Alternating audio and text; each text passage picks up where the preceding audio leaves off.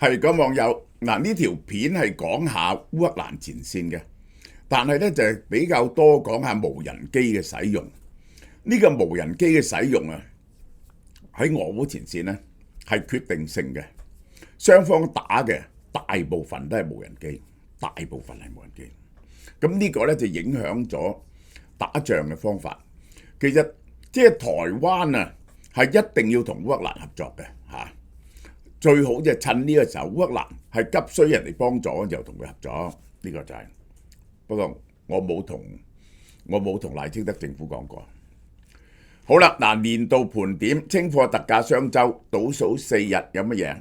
呢一個 Urian 呢一套嘢 ，Urian 咧我哋就推出咗2套嘢嘅，啊，一套咧就潔淨亮肌套裝，係包括有乜嘢咧？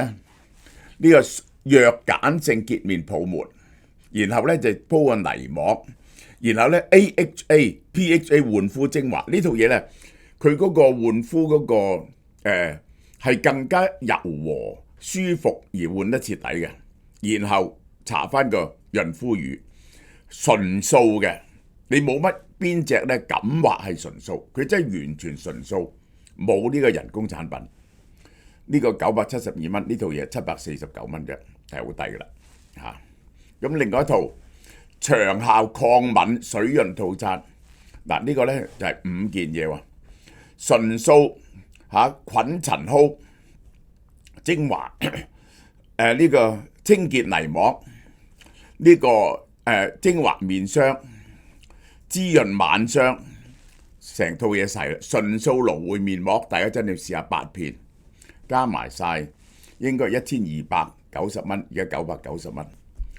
美國呢個係琴日出嚟嘅新聞，美國施壓烏克蘭，叫佢割讓頓巴斯，即係咧美國就同烏克蘭講，如果你肯割讓頓巴斯嘅話咧，美國就可以保證烏克蘭嘅安全。第3輪4方會談，因為伊朗衝突咧延咗期，澤連斯基咧就唔肯俾嘅，唔係因為個地嘅問題，佢希望美國能夠理解我國東部地區本身就係我哋安全保證嘅一部分，所以唔能夠俾。點解呢？因為嗰度咧起咗10幾20年嘅堡壘喺嗰度，嗰度咧係堅不可摧。如果一冇咗嗰笪地方咧，西邊嘅地方就好難守。呢個就即係好似中國嘅燕雲16州咁啊！兩大未解問題，邊個會資助烏克蘭買武器維持阻嚇力呢？呢個係唔使講，呢個係歐盟。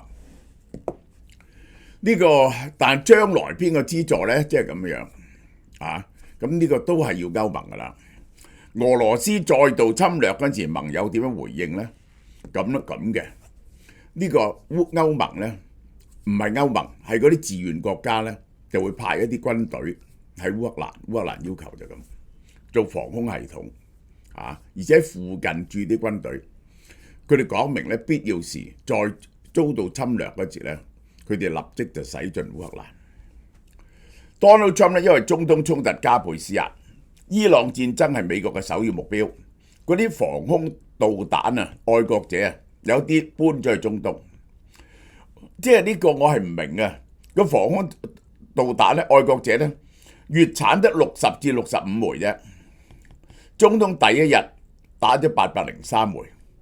呢個烏克蘭話你哋咁樣打法嘅，有打到8個愛國者導彈打人哋1個導彈。你哋咁樣打法，我哋打咗我哋1年用嘅導彈喎。美國對俄油提供臨時制裁豁免，因為驚個油價高。俄烏戰爭係擺埋咗一邊㗎啦，一定要解決咗伊朗戰爭先。對俄各國嘅制裁咧都解除咗，對伊朗嘅制裁咧都解除咗。呢個係個堡壘帶嚇，呢個堡壘帶頓巴斯呢個堡壘帶喺呢度，位於頓涅茨克西部呢度，全長50公里，係烏軍重兵防守嘅城市防禦群，守衛頓巴斯剩餘領土嘅核心。如果俄方打咧，要打幾年都打唔到嘅，所以咧佢唔能夠讓出去嘅。呢個係俄烏戰場現狀，烏克蘭領土被佔領嘅20%，前邊嗰個整個戰線1250里啊，呢個烏克蘭咧，淨有6000萬平方公里土地，佢未能夠佔領嘅。咦，6000萬呢個唔係佢嘅頓巴斯領土啊，6000萬好細，6個香港咁大，6000萬平方公里喺頓巴斯，佢要佔領嘅，即係6個香港咁大。普京堅持一定要晒成個頓巴斯啊！俄軍嗱呢個3月24號展開春季攻勢，你知咧每年咧就係去到2、3月咧就開始融雪咧就好難進攻，咁而家咧就3月尾啦就可以進攻啦，就春季攻勢。開戰以來最大規模嘅空襲，1000架無人機及飛彈單日發射破紀錄。咁結果咧係鎖定西部城市嘅7死73傷嚇，呢個係夜晚打426個空中目標，白日追加多556架無人機，烏方宣布擊落咗541架，即係咧呢一個原理上咧，俄羅斯喺整個冬天嘅策略，其實秋天策略都係用遠程導彈同遠程無人機，意圖摧毀烏克蘭嘅供電設施、能源設施。咁但係而家過咗春天咧就冇咁緊急噶啦，過咗冬天冇咁緊急啦。雖然停電仲係大鑊嘅，會影響生產力。咁而家展開呢個春季攻勢咧，又係先打呢啲遠擊嘅，然後咧跟住落嚟咧就希望喺戰場上用人海戰術咧去推進。空襲打擊範圍，基輔周圍持續防空作戰，利沃夫世界遺產教堂起火，呢個伊美諾、弗蘭科夫斯基、特爾諾夫斯基兩處能源設施打能源設施，即係呢個話打能源設施打到人啲能源冇咗咧，真係唔係咁容易。而個空襲咧逼近北約領空，波蘭咧當然防空系統最高警備出戰鬥機，羅馬尼亞2架 F-16。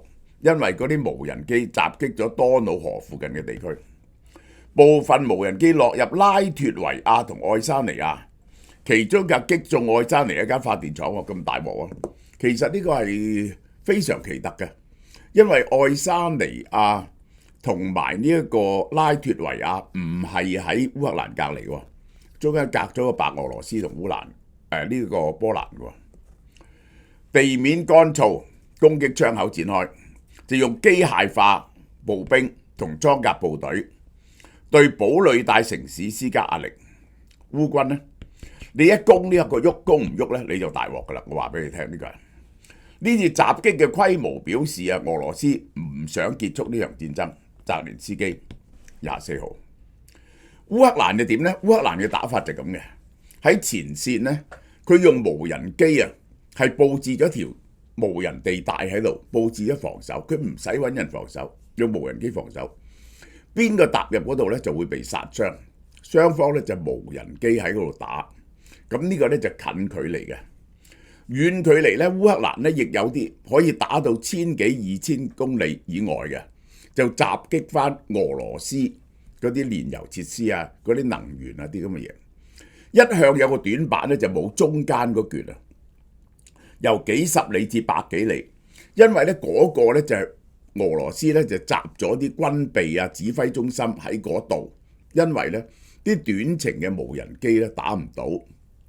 而家烏克蘭嘅新嘅戰略咧，佢就整咗啲中程無人機專去打呢啲地方嘅。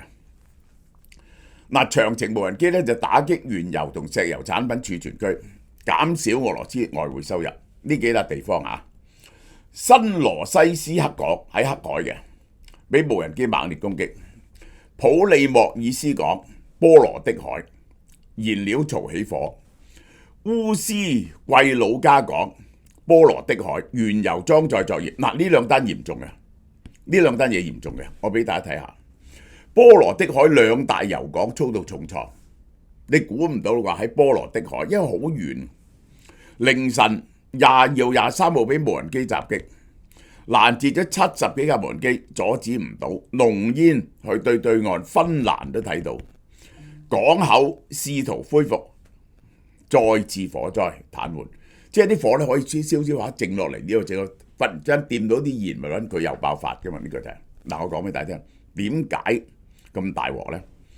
我畫個圖俾大家，大家明白呢個咧係烏克蘭，烏克蘭喺到呢一度，烏克蘭喺呢一度啊，烏克蘭喺呢度，呢三個咧喺呢度，呢度咧係聖彼得堡，聖彼得堡咧就係俄羅斯向波羅的海嘅港口喺呢度出嚟，一邊咧就係俄羅斯，一邊咧就係波蘭喺呢度。我咪話立陶宛同埋愛沙尼亞根本唔接壤嘅，啲俄羅斯啲無人機點去咗嗰度？佢跨越咁多地方，襲擊咗呢度，襲擊咗呢兩個港口咧，就係俄羅斯石油出口嘅最重要嘅港口之一啦。因為喺黑海出口咧始終係困難，喺波羅的海出口咧係容易嘅，呢個係嚇。北極嗰啲出唔到啦，遠東咧就係靠呢個 pipeline 由西伯利亞運落去，嗰啲烏拉山嗰啲石油咧冚唪唥喺呢度出嘅，呢個係俄羅斯石油出重創，40% 原油出口能力停擺，每日少咗200萬桶啊！呢個係最嚴重嘅，現代俄羅斯史上最嚴重嘅石油供應中斷，石油出口為國家預算主要收入。而家油價好貴，但係賺唔到錢，因為冇咗40%加價都冇用。佢而家剩翻乜嘢出口路線咧？大家睇下，嗰兩個港口冇咗，嗰兩個港口好重要啊！呢一個係斯科沃迪莫河管線中國，呢個中國呢兩個咧就日日運緊100萬桶去中國嘅。科洛斯沃港 EXO 原油亞洲。3條亞洲路線夾埋，呢度只可以出到190萬桶。庫頁島有嘅25萬桶，白俄羅斯30萬桶。結果歐洲嗰度嗰兩個炸咗咧，真係大鑊，停咗波羅的海嗰邊出，剩翻亞洲呢三個得190萬桶。俄羅斯每日可以出口幾多萬桶呢？俄羅斯做1000萬桶。佢自己用嘅咧就係300-400萬桶度，佢可以出口500-600萬桶，300-400萬桶咧係原油，200萬桶度咧係呢個製品嚟嘅，呢個係西向受阻，俄羅斯被迫依賴亞洲市場，但係運唔到出去嘅嗰啲石油，西伯利亞石油就咁多，其他咧就係講喺呢度呢一個喺中亞嗰啲油田嘅，呢個就係。兩個港口出口嘅範圍大鑊咯，呢個普利莫斯爾港一日出口100萬桶，淨係呢個唔見100萬桶，唔見得 20% 嘅喎，呢個舊年出口1680萬噸，呢個仲大鑊。烏斯季魯加港舊年3200幾噸，係呢個係 double， 即係200萬桶。呢兩個地方唔見得300萬桶。啲芬蘭議員話：你俾呢一個烏克蘭嘅敵對行力打到呢一度，真係令人震撼。嗰個爆炸咧係驚天地泣鬼神嘅。好啦，破冰船都遇襲，呢個普爾加號，哇，好大隻個破冰船，你知唔知？因為佢好 Q 大隻，破冰船咧就係好強嘅馬達，將佢拱上個冰面度，然後砸爛塊冰嘅。其實係咁解嘅，呢個係用重量破冰嘅。23550型9000噸。喺聖彼得堡附近做嘅，2022年下水仲起緊，打到佢左傾。佢猛想呢一個起呢個破冰船，就係可以夏天嗰時咧，就直接同中國做生意。喺呢一度，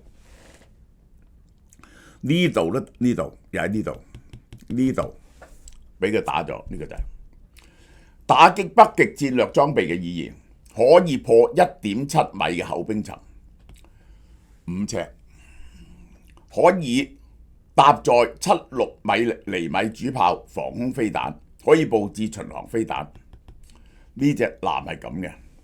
而家咧佢起到一半俾你打咗，延誤咗造艦進度，增加重建成本，對軍工產業咧進行間接打擊，打擊範圍已經延伸去後方。呢啲係好後方、好後方嘅嘢。喂，你起到一半嗰時打你呢，你真係唔知點好啊！好啦，然後烏克蘭夜襲翻嚟，呢個呢唔係講喺戰場上，係遠襲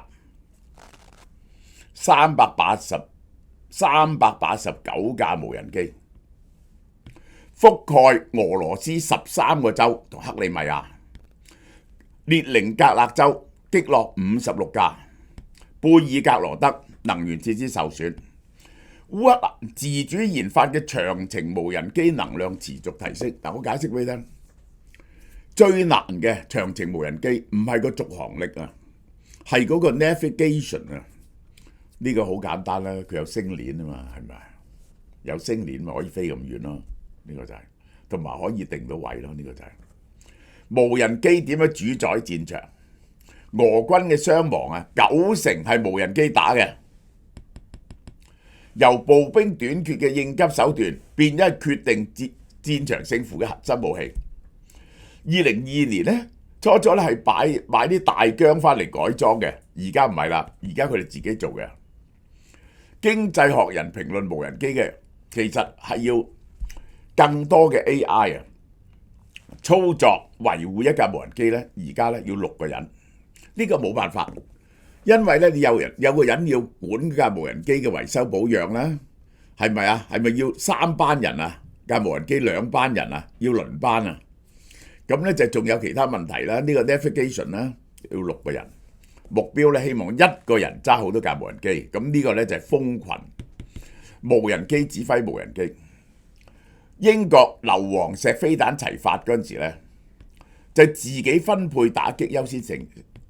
即係一堆無人機翻去，佢哋就互相 communicate， 其實等於我哋睇嗰啲無人機表演啦，咪幾千架無人機可以列陣嘅，知邊個知道去邊度？呢個初級一早分配咗點樣打，中級視覺化分工。俄國 V2U 無人機用機翼顏色決定攻擊順位。哦，佢咁嘅。佢有2種機嘅，紅機衝鋒打唔到，橙機上，即係咁樣。自主蜂群，烏克蘭新創實現機群自主導航、通訊協同打擊，就係嗰班機群咧自己喺度商量，而且分配咗邊個打邊個，係完全靈活不停改變嘅。好啦，烏克蘭蜂群技術新創幾頁啊？呢一個係呢種 Shine Engineer。FPV 無人機自主導航、路徑規劃，機群喺目標區自主巡航。嗱，呢個呢 FPV 機啊，就比起大疆式嘅無人機呢就難好多，因為佢可以飛啲好險嘅隔角度，即係2棵樹中間屋入邊咁樣過，就 FPV 機得。嗰啲其他啲預設咗安全保障嘅機呢就唔得㗎。呢種機呢自主導航呢就難好多嘅。好啦 ，Swarmer 1帶2編隊，偵察機鎖定咗後邊2架轟炸機打佢。The Fourth Law 大規模自主，美國呢個同埋呢個 Skynet 系統大規模部署，同佢嘅本土企業競爭，呢啲就唔係啦，一飛100架去揾任務嚟到打嘅，呢個就係蜂群戰術實戰中應用。400架無人機喺狹窄戰場上集中出，一出就出400架，深入敵陣20公里，為地面部隊開路，集中火力打破防禦僵局，200架衝過嚟打開條火路，由人力消耗戰轉為演算法對決。呢一個係即係咧，大家鬥邊個聰明啊！我嘅演算法點樣避開你襲擊，你又點樣避開我？係睇下邊個嗰個算法聰明同埋靈活。個無人機咧去緊中國化㗎嚇。2022年咧，所有無人機來自中國。2023年咧，中國實施出口限制。2024年咧，烏克蘭咧自己組裝，但係啲大部分零件來自中國。咁於是咧，佢好笑喎，烏克蘭同俄國一齊啊喺深圳華強北嗰度買啲無人機零件喎。佢分開2個會議室接台，一陣烏克蘭嚟，一陣咧俄羅斯嚟喎。咁烏克蘭梗係蝕底啲啦，買得貴啲啦。咁咧佢哋咧就一定要減少中國零件，而家咧係38%嘅啫。2025年、2026年咧不含中國零件。好多基本嘅零件咧，烏克蘭自己做到啦，已經經過幾年，唔係難做啊。你有啲元件咧，啲光學元件、半導體元件咧，係可以喺台灣買噶嘛。去中國化，烏克蘭國防無人機公司本土生產碳纖維嘅機架、天線、飛控系統，呢個速度調節，每日生產15000斤天線，攝像頭由歐洲入口。嗱，攝像頭就做唔到啦。呢個其實台灣嗰啲攝像頭好犀利㗎，台灣日月光係膠嘅攝像頭啊，擺個手機度足夠㗎，其實已經係好啦。但係咧個碳纖維原料咧都來自中國，碳纖維原料唔係中國壟斷嘅，不過中國嗰啲平啲嘅啫。電池依賴中國鋰同稀土嘅供應，呢個全世界都係咁。中國零件依然最平。烏克蘭咧有鋰藏，但係未能夠開發。美烏礦產協議以此為中心，擴大替越來歷。你有第二度買咧，中國就唔敢收緊俾你噶啦，唔敢收緊。烏克蘭同俄羅斯成日喺中國同一間工廠購買零件，工廠老闆咧就安排生產時間表，佢開完會見佢就距離兩個撞唔到頭嘅。無人機設計係個個月都唔同嘅，個迭代快到係用軟件迭代。你要明白，而家個產品迭代，以前一個換一個產品要幾年，而家唔係，個個月唔同，與傳統武器生產節奏完全唔同。呢個就係 Lucky 講嘅，呢個 Lucky 講嘅。我哋用鮮血換取呢份經驗，呢個就係好啦。烏克蘭無人機去美國競逐合約喎，五角大廈咧整咗大批無人機出嚟開標，採購幾千架低成本攻擊無人機，試圖做幾千架先，有11間中標 ，AV 係2家係烏克蘭嘅，都係無中國零件嘅嚇，全部無中國零件嘅嚇。澤連斯基訪問波斯灣，係提供咗200個軍事人員去教佢哋點樣對抗無人機，佢哋唔係好識對抗無人機，佢哋咧用啲好貴嘅彈藥去打無人機，肉赤到咧澤連斯基咧就不得了。澤連斯基咧就話：我哋可以俾無人機嚟，但我哋打仗啊嘛，我點解可以俾無人機嚟咧？就因為咧你俾翻啲武器我哋就得啦，收錢咧係冇意思嘅。俾乜嘢武器咧？嗱，舉個例，你唔要嘅嘢，幻影2000，你咪有20架幻影2000係退咗役嘅，你將啲幻影2000俾我哋，整翻俾我哋，咁我就可以供應無人機俾你。我係建議台灣咧快啲去換啊！台灣有批幻影2000啊，就嚟變咗古董噶啦，快啲提供俾烏克蘭換好多無人機技術翻嚟啦！呢個係愛國者導彈咧係攞唔到嘅。佢同沙地阿拉伯整咗個防空協議，國防部長去埋。其實而家實際上打無人機全世界最叻就係烏克蘭，呢個就係日方考慮。日本冇無人機戰爭經驗，烏克蘭技術基於實戰快速改進，一定要獲得知識國產化。於是咧就放寬防衛裝備轉移3原則，可以唔使由盟國嚟，呢啲國家嚟都得。俄羅斯警告話，任何試圖向基輔提供武器嘅舉動，會被俄方視為敵對行動。呢個係烏克蘭用無人機換武器咧，已經係公開策略。即係咧，台灣最驚嘅就係大型嘅無人機，一定要同烏克蘭合作，整龐大嘅無人機廠。嗰啲平嘅嘢咧就喺烏克蘭生產運嚟台灣，因為烏克蘭成功好平。如果尤其是打完仗啊，烏克蘭係可以幫台灣生產數以千萬架嘅無人機，係漫天遍野，而且訓練啲女仔打機，你知唔知啊？每人打一組機。嗱，呢個係咩廣告咧？睇下。